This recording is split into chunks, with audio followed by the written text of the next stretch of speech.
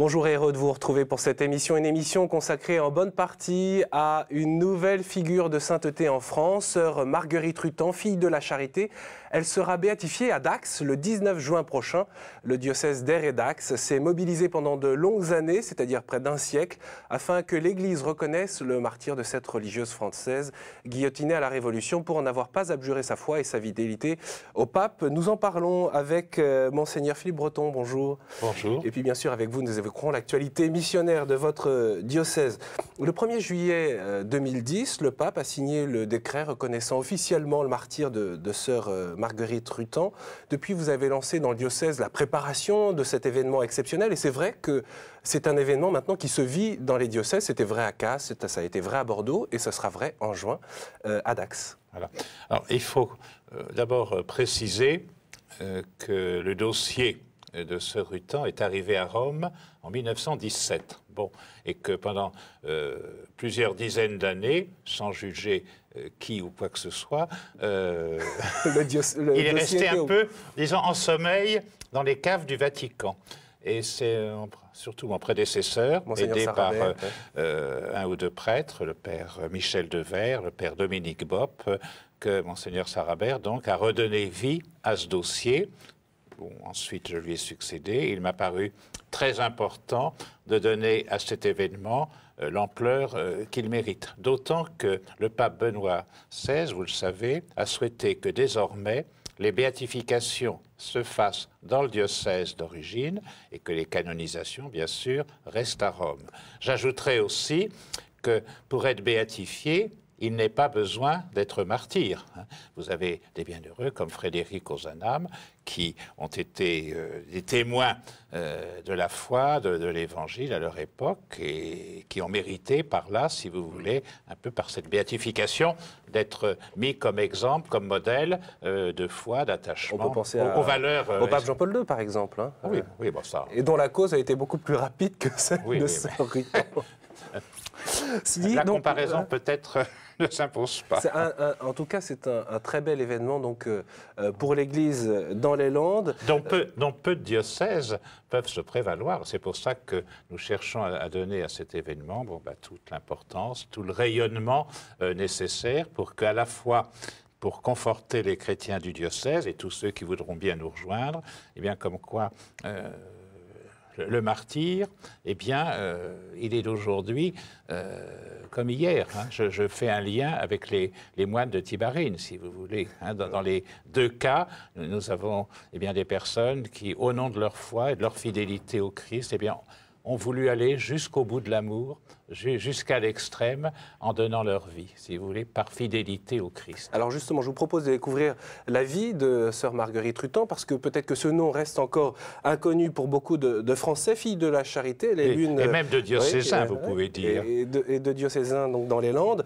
Sœur Rutan, c'est l'une de ces femmes du XVIIIe happée par l'exemple de charité de Saint Vincent de Paul et de Louise de Marillac, pour aller là où on l'envoie sur le front de la misère, être toute donnée à Dieu pour le service corporel et spirituel des pauvres. C'est un reportage de Sibylle Delettre. Sœur Rutan naît à Metz en 1736. Le jour de ses 21 ans, elle rentre chez les filles de la Charité.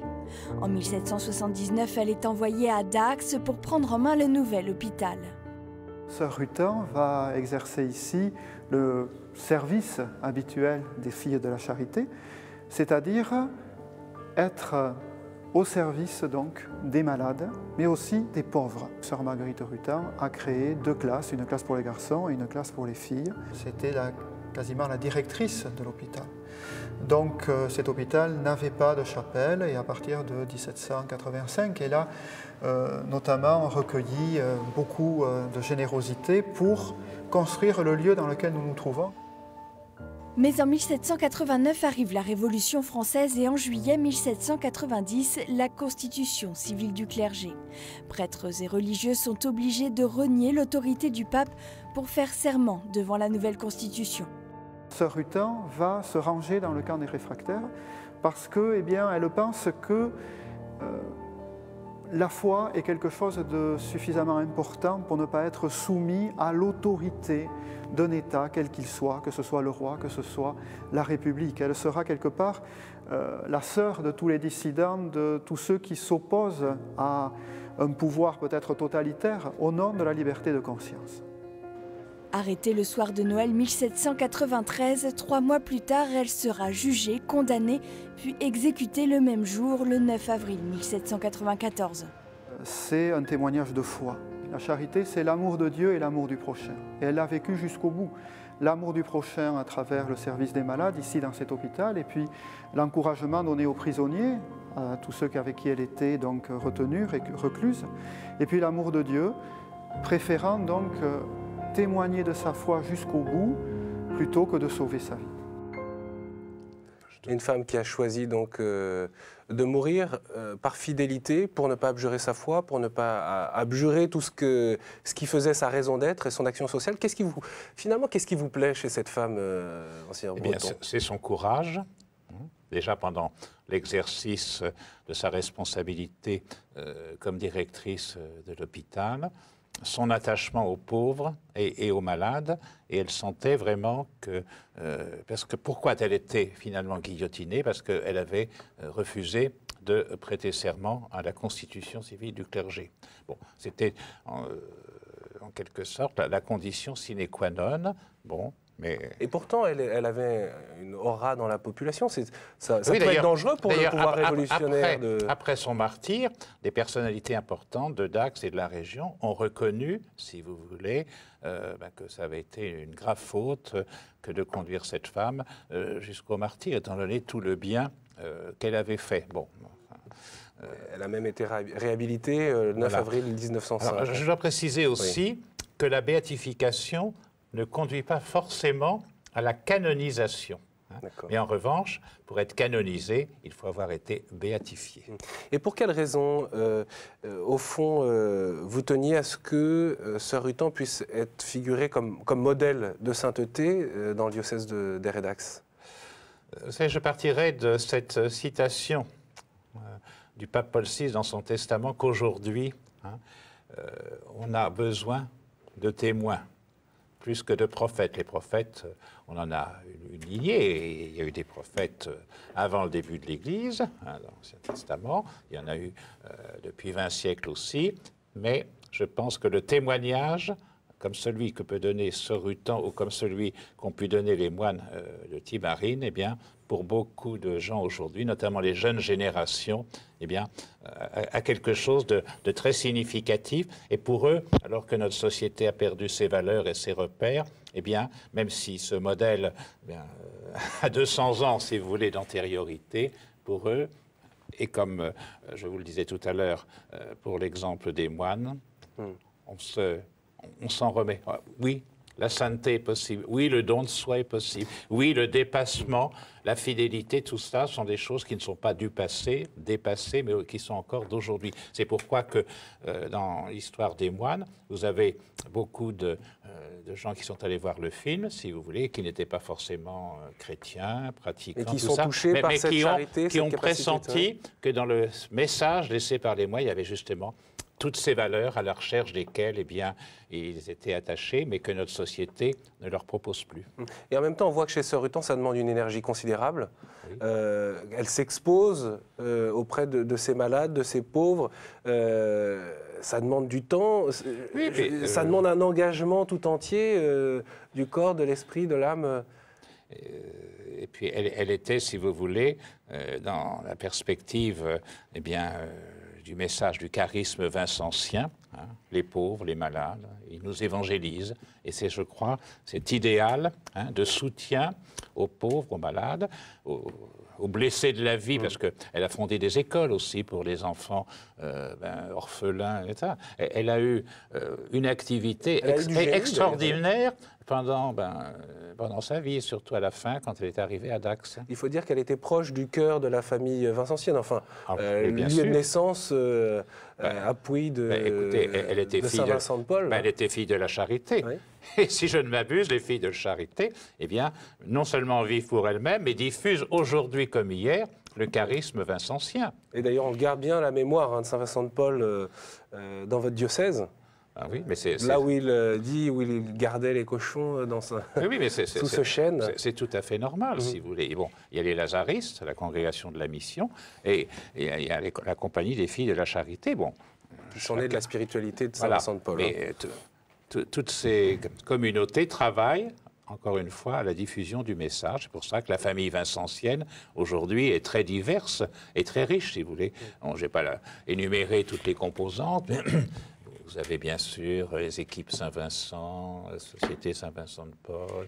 Quelle est la paroisse de France, sauf exception, qui n'a pas une conférence Saint-Vincent de Paul, de personnes adultes ou de personnes jeunes? Ce souhait d'être proche des pauvres, d'aller à leur rencontre. Saint Vincent de Paul disait aux filles de la charité, mes filles, quand vous quitterez l'oraison pour le service des pauvres, vous ne perdrez rien, puisque c'est aller à Dieu que de servir les pauvres. Voilà, exactement. Et ça, c'est une des phrases que j'ai mises pour tout à l'heure dans la conférence de presse, résumer le message vincentien.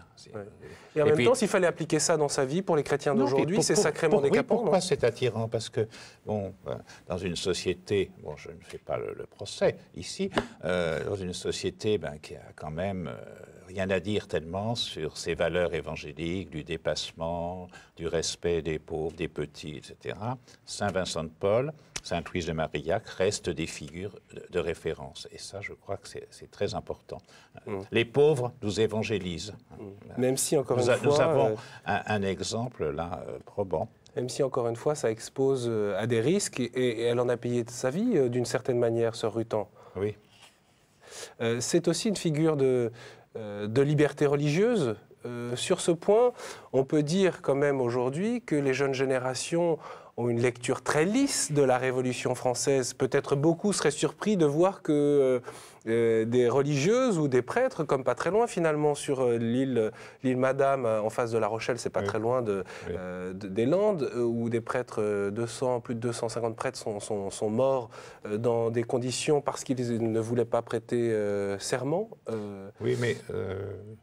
Quelle est votre réflexion sur ce point ? de rectifier un peu votre propos, si vous me permettez. C'est que le martyr, ce n'est pas une valeur d'autrefois, ce n'est pas une valeur du passé, je l'ai dit tout à l'heure, mais combien de chrétiens aujourd'hui, bon, dans des conditions différentes...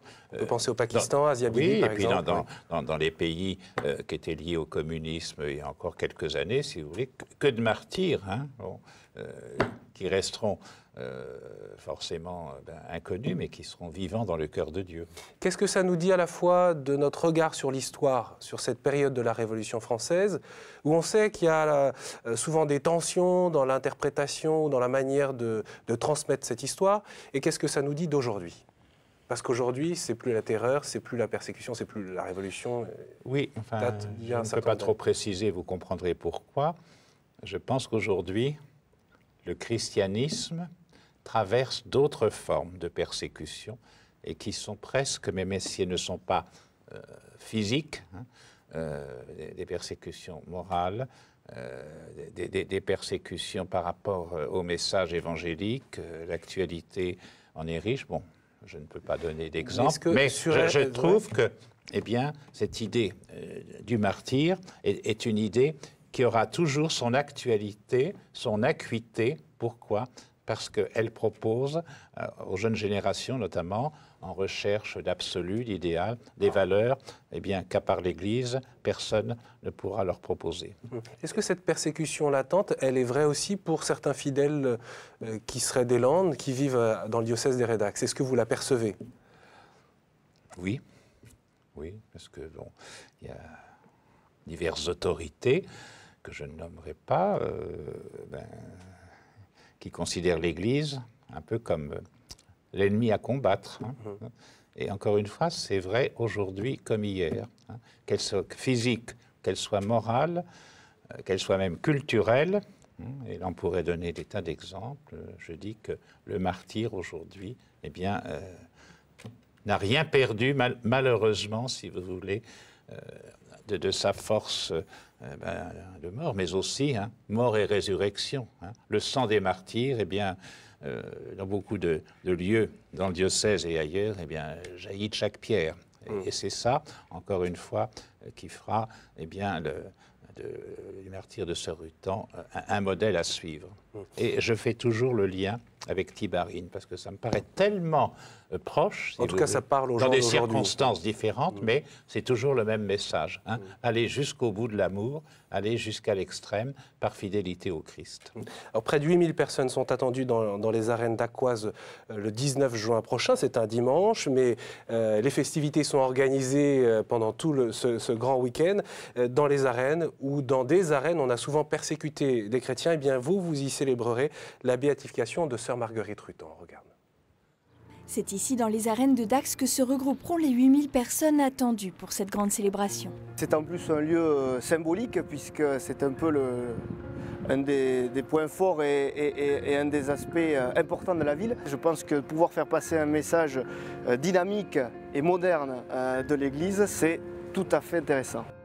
Pour tous, cette béatification sera aussi l'occasion de s'unir autour de cette sœur, pionnière de l'action sociale, elle qui a mis ses pas dans ceux de Saint-Vincent de Paul, né à quelques kilomètres à peine de Dax. Elle nous dit que Jésus mérite d'être connu, aimé et suivi. Nous voulons en faire une aventure missionnaire et un beau témoignage de foi que nous vivrons. Faire de cette célébration une grande profession de foi. Le Christ au centre, la réponse de Marguerite dans le temps et notre réponse aujourd'hui et demain. En juin prochain, tout un diocèse, toute la famille vincentienne sera réunie autour de cette petite sœur qui a profondément marqué Dax. D'ailleurs, peu de temps après sa mort, la commune déclare qu'elle regrettera toujours cette femme vertueuse qui a été injustement sacrifiée à cause de ses opinions religieuses. Sœur Marguerite Rutan sera réhabilitée le 9 avril 1905, date anniversaire de son exécution. Voilà, je le redis, autour du 19 juin prochain, il y aura tout un programme, un itinéraire dans Dax, de la chapelle Sainte-Eutrope à l'hôpital thermal, à la cathédrale, en passant par l'ancien couvent des Carmes, l'hôtel Splendide, qui est tout proche de l'ancienne place Pauillanes, où a eu lieu l'exécution de Sœur Rutan. Et puis une veillée de prière à la salle des Halles le samedi 18 juin, et la béatification qui est à 15 h le dimanche 19. Monseigneur Breton. Je rappellerai avec une note d'humour que les arènes ne me sont pas inconnues, puisque c'est dans les arènes qu'en septembre 2002, j'ai été ordonné évêque, mais je n'ai pas l'impression d'en être sorti martyr. Bon, voilà.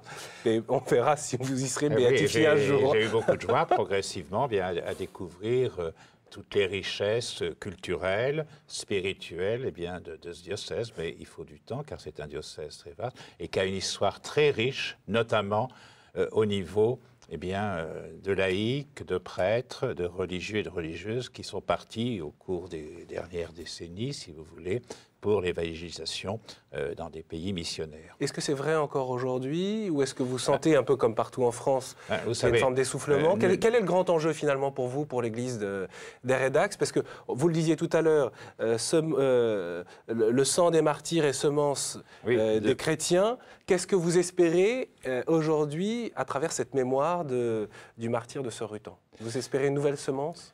Que ce soit pour tous, et spécialement, encore une fois, pour les jeunes, qui sont l'avenir de l'Église, eh bien, un événement choc, hein, qui les aide peut-être à réfléchir au moment où ils vont faire des choix de vie, si vous voulez, professionnels, religieux, ben, que cet événement bien, les invite à dire, mais qu'est-ce que le Seigneur attend de moi, hein? Et je sais toujours Saint François d'Assise qui disait au Seigneur, « Seigneur, que veux-tu que je fasse ?» hein? Eh bien, je crois que si les jeunes, après cet événement, peuvent se dire « mais là est la vérité, là est le sens de la vraie vie, selon le cœur de Dieu », eh bien, je crois que cet événement aura eu toute la fécondité voulue. Quelle est l'actualité missionnaire? Alors, attendez, vous me posez une question très importante. Vous savez que comme partout, ben, nous avons une érosion du nombre de prêtres. Je ne dis pas ça par désespérance, mais je dois dire que depuis presque 10 ans, j'ai enterré 80 prêtres, si vous voulez. Bon, la plupart étaient d'un âge, s'il y a un âge pour ça, pour faire le grand voyage, mais nous avons également vu disparaître des prêtres plus jeunes pour raison de maladie, d'accident, que sais-je encore. Alors, le souci, si vous voulez, du pasteur, eh bien, c'est d'avoir quand même une structure diocésaine suffisamment forte pour que l'évangélisation soit possible. Et c'est pour cela, eh bien, que nous avons, selon une disposition d'ailleurs du droit canonique, mis en place depuis quelques années des EAPP, alors, des équipes d'animation pastorale paroissiale, structure prévue, encore une fois, par le droit canonique. Ce qui permet à des laïcs de prendre en charge une part de la mission de l'Église. De partager. Hein, c'est pas simplement un groupe comme, enfin je ne vais pas citer tout ça, un groupe d'action pastorale dans une paroisse. C'est vraiment en quelque sorte autour du curé, ce que j'appellerais le gouvernement, le conseil des ministres si vous voulez, mais tout en laissant au conseil pastoral, qui joue le rôle de parlement, eh bien la possibilité de faire des propositions à cette structure de l'APP et puis à les diffuser dans la mesure où le conseil pastoral est composé de personnes représentant les diverses paroisses du pays. Donc c'est à la fois ce partage entre les ministères ordonnés, les prêtres, les diacres et les laïcs de cette mission de l'Église. C'est plus une relation de dépendance, hein, c'est vraiment un partage de la responsabilité. Et par là, on ne fait que mettre en valeur, si vous voulez, ce que Vatican II eh bien, a fait ressurgir au niveau du sacerdoce des baptisés. Alors ça, c'est vrai pour toutes les tâches quotidiennes mais plus de la vie de la paroisse. Pour ce groupe, si vous voulez, en général, qui comprend 4-5 membres, si vous voulez. Et c'est vrai, en particulier pour les funérailles, c'est un grand chantier que vous avez lancé, puisque les prêtres ne peuvent pas faire face à toutes les demandes de funérailles. Nous sommes allés à la rencontre de l'équipe d'animation pastorale paroissiale à Père-Orade, et vous voyez leur réflexion autour de cette question de la prise en charge des funérailles. Les obsèques sans prêtre, nous sommes dans une région où on n'est pas très habitué à ça, puisque c'est quelque chose de relativement nouveau chez nous, sachant que les obsèques ou les funérailles ne sont pas un sacrement. C'est un laïc qui guide la célébration en elle-même des funérailles, de prières autour de la personne qui est défunte. Il y a eu, à ma connaissance, depuis que nous avons été habilités à conduire les funérailles sans prêtre, qu'un seul cas où il a fallu officier à leur place. Certains sont complètement allergiques, on dira. C'est plus des obsèques, on nous le dit quelquefois. D'autres commencent à réfléchir parce que les gens voient bien que les prêtres se font de plus en plus rares et ils ont quand même envie de prier dans une église. C'est très important pour les gens de passer par l'église, même si dans leur vie ils n'ont pas pratiqué régulièrement, ils semblaient loin de la religion et tout ça. Souvent, les gens, à la fin de leur jour, demandent à passer par l'église ou la famille le demande. Et c'est très vrai, hein, ce que l'on vit à Père-Orade, c'est vrai dans toutes les paroisses, ce désir d'être accueilli par l'Église. De plus en plus. Au début, j'ai dû faire face quand même à des personnes, pas forcément d'ailleurs pratiquantes, mais qui dans ces occasions émouvantes et tristes de leur existence, eh bien, trouvaient anormal que ce ne soit pas un prêtre qui préside justement. On voit qu'il y a toute une conversion. Écoutez, pendant des siècles, c'était quand même monsieur le curé ou son vicaire qui faisait. Et puis tout d'un coup, on dit, non. Alors, leur expliquer que d'abord les funérailles, ce n'est pas un sacrement, qu'un laïc, à condition qu'il soit bien formé, pour que ce soit les EAPP, toutes les responsabilités, ça, nous sommes très soucieux dans le diocèse de donner a priori une formation aussi solide que possible. Bon, alors il y a eu un moment un peu difficile à traverser, des lettres, quelquefois méchantes et agressives. Bon, c'est vrai que tout changement provoque une émotion et donc une crispation qui se traduit par une agressivité qu'on finit par comprendre. Donc là maintenant, je peux dire que dans presque toutes les paroisses existent des équipes de laïcs, encore une fois formées, non pas simplement pour accompagner les familles en deuil, mais pour présider à la célébration des obsèques. Mais encore une fois, parce que c'est l'évêque quand même qui donne son accord, il faut que la formation ait été suivie et qu'elle soit solide. Le mot de la fin, monseigneur Philippe Breton. En tout cas, on comprend que vous êtes un évêque déterminé pour l'avenir de l'Église dans les Landes, pour que cette présence chrétienne elle puisse demeurer, même si oui. eh bien, il faut prier pour les vocations sacerdotales. Le mot de la fin. Je reviens justement aux EAPP, parce que oui. je crois que c'est la clé aujourd'hui d'une avancée pastorale. Étant donné l'érosion du nombre de prêtres, je ne peux pas attendre, et je le comprends, des prêtres qu'ils fassent plus qu'ils n'en font déjà aujourd'hui. Et Sœur Rutan peut encourager, là? Ben oui, comme encore une fois, modèle référent. Et donc, ce que je veux dire, c'est que dans les EAPP, pour l'instant, elles sont proposées à l'évêque par le curé, et leur nomination est publiée dans le journal officiel de l'Église. Mais le jour, malheureusement, il viendra, où il n'y aura plus de curé, pour marquer le lien ecclésial, le lien à l'évêque, il y aura forcément un prêtre qui sera venu d'ailleurs, mais qui sera là pour authentifier, si vous voulez, les initiatives, les projets de l'EAPP. Ça, je crois qu'il faut beaucoup insister là-dessus. Sans ça,